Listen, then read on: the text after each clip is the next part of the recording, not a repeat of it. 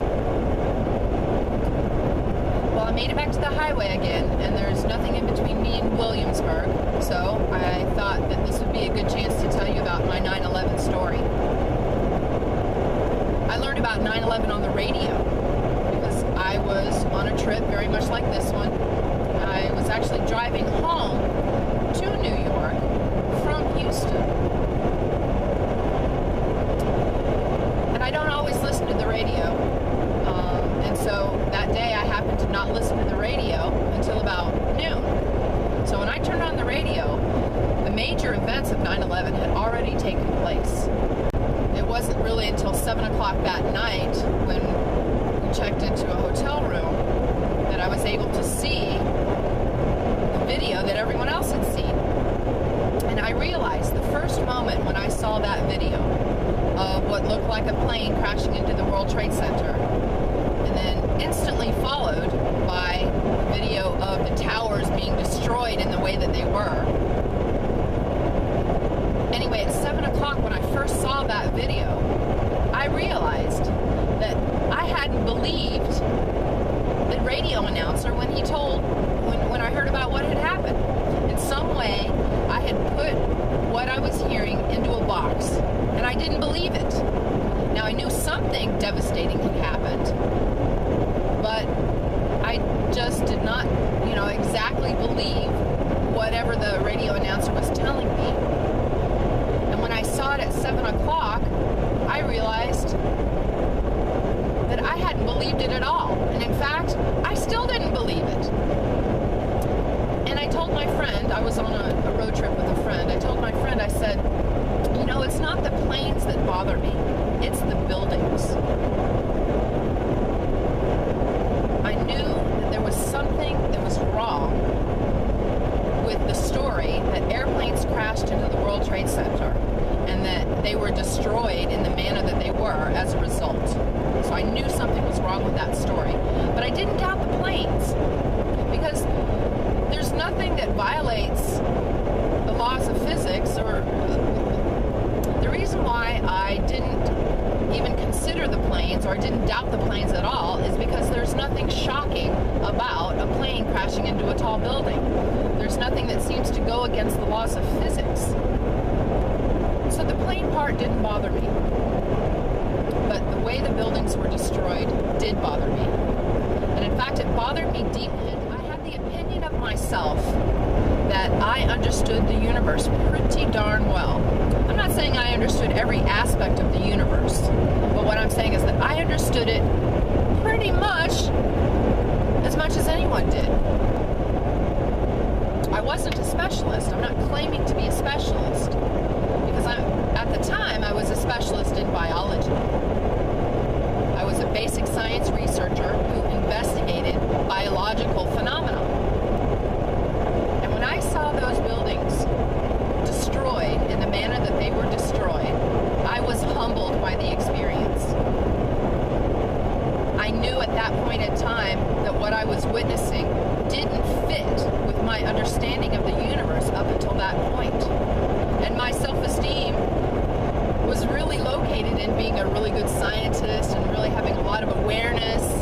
And for me to think to myself, wow, I'm going to have to learn something new in order to understand 9/11.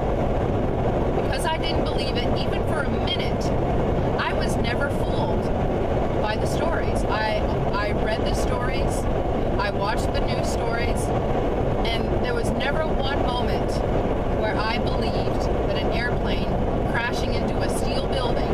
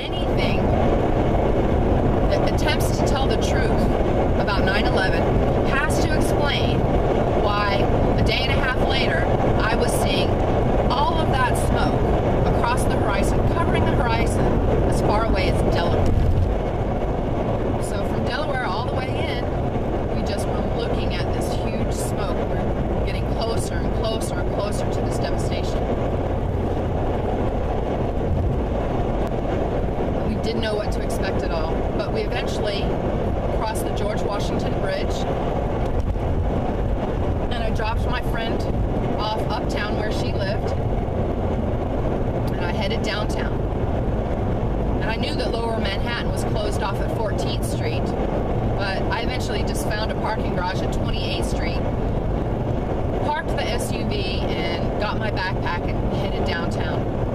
So I walked those 28 blocks. The first thing I remember when I got out of the car, out of the parking garage, was the smell. The smell of the World Trade Center after it was destroyed was something that no one can describe that smell properly. The smell was so unusual that it didn't have a place in my smell memory. Now remember, I'm a scientist. I'm also a human being. I've gone to bonfires at the beach. I know what a bonfire smells like. I know what a fireplace fire smells like. Being in the laboratory, I know what certain other fires smell like. And I've even been in New York City when there was a building that caught on fire, and I know what buildings smell like. And it's not a pleasant smell, but it's not the same thing as I was smelling a couple of days after the attacks. When I got out of my car and I started walking the streets of New York City, I smelled the World Trade Center stench for the first time, and I did not expect to smell this. What I smelled was a complex smell. It had multiple components to it. One of the smells was the smell of dead bodies. It was absolutely true that you could smell the dead human beings.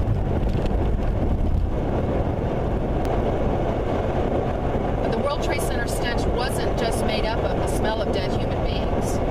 It was made up of this other smell. And this other smell, to this day, I don't have a proper explanation for.